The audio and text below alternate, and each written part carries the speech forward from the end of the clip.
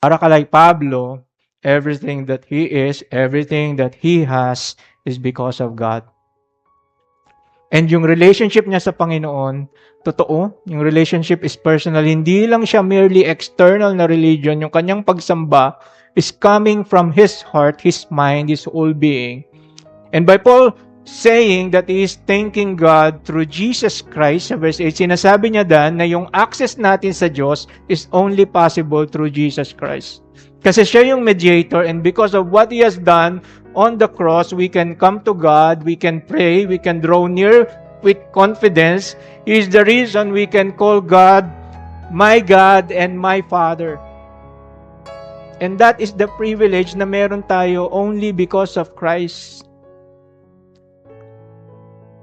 And hindi nagtatapos yung pasasalamat ni Pablo vertically. Nagpatuloy yung kanyang pasasalamat horizontally nung sinabi niya, I thank my God through Jesus Christ, ano sabi diyan, for you all.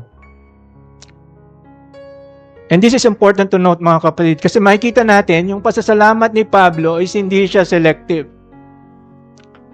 Hindi niya lang pinapasalamatan ang Panginoon doon sa mga strong na believers.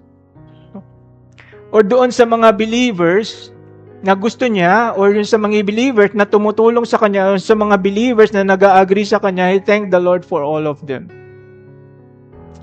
Kasi kung titignan naman natin talaga, mga kapatid, what really shaped yung character natin sa Christian life is not so much yung mga not so difficult people, but yung mga difficult people. Siya talaga yung mga ginamit ng Panginoon para ma-shape yung character natin. Dahil sa kanila, we grow mature in the faith, naging persevering tayo, naging pasensyoso, naging gracious. So, we need to be thankful for all.